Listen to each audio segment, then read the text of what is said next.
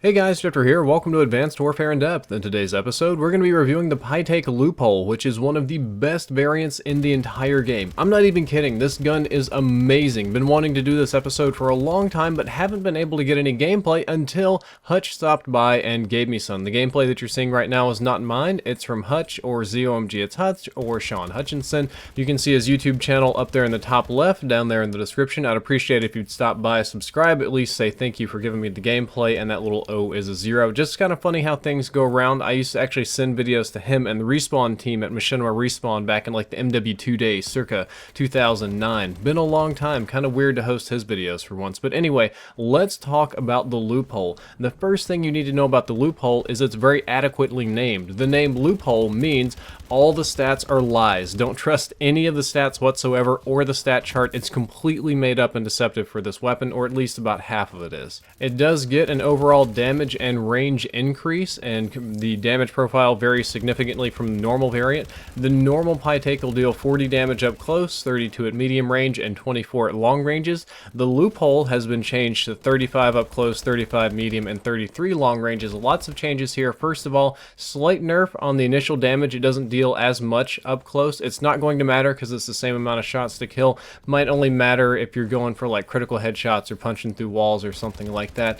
Medium range, the Loophole will still kill in 3 shots, whereas the normal Pytaek will take 4 shots to kill. 32 is a 4-shot kill. Long ranges, the Loophole will be 4 and the normal one will be 5.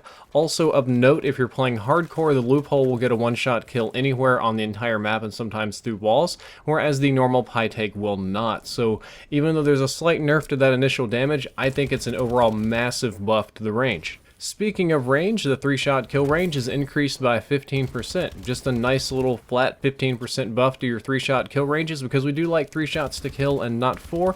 Just a little bonus there to help you along your way. You got lots of little bonuses on this one. The next thing I need to discuss is one of the real tricks of the Loophole. If you look at the stat chart, it'll say it has -3 handling, indicating a worse hipfire spread, when in reality it has a 30% tighter hipfire spread, actually having the tightest, most accurate, and best hipfire among all light machine guns in the game. Both of them, I suppose. Both normal ones anyway.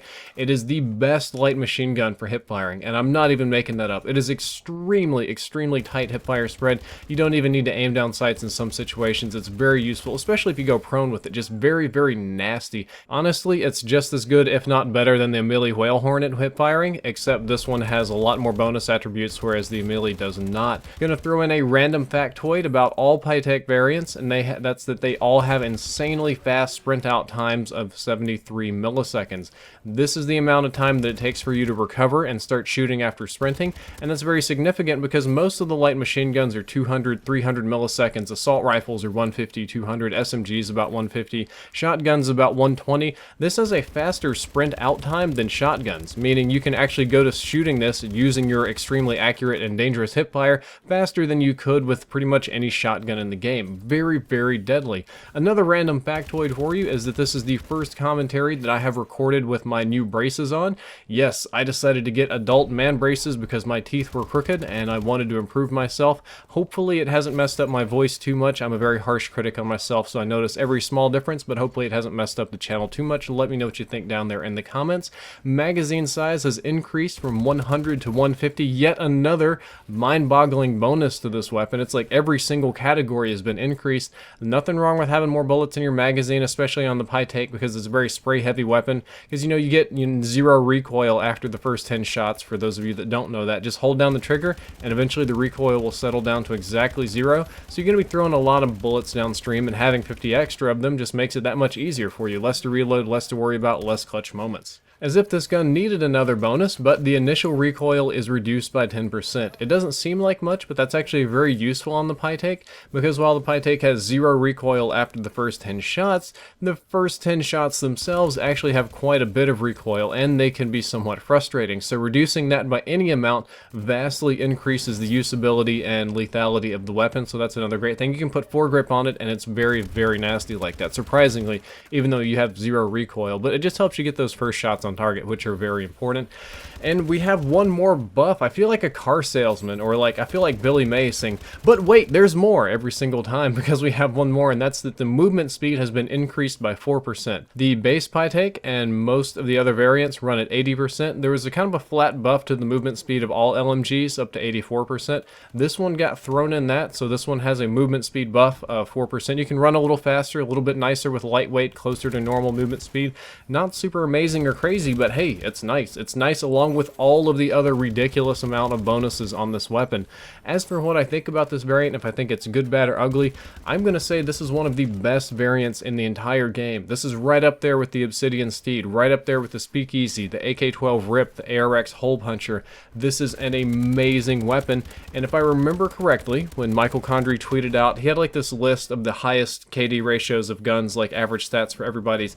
This one was on the list, I want to say second or third, for having the highest KD ratio of all guns in the game across all players. This is a very, very high performance gun, and even though it's an LMG, even though it's a little slow, even though AW is really about boosting around with the ASM-1, do not underestimate the Pytaek Loophole. It is very, very, very dangerous, very good, and you should absolutely keep it and use it if you have it in your arsenal. I'm actually not going to do recommended classes today because, well, there's almost nothing you can do wrong with it. It's a very general kind of gun. You can put any attachments on it and it still performs great. I would tell you to use it however you're comfortable with.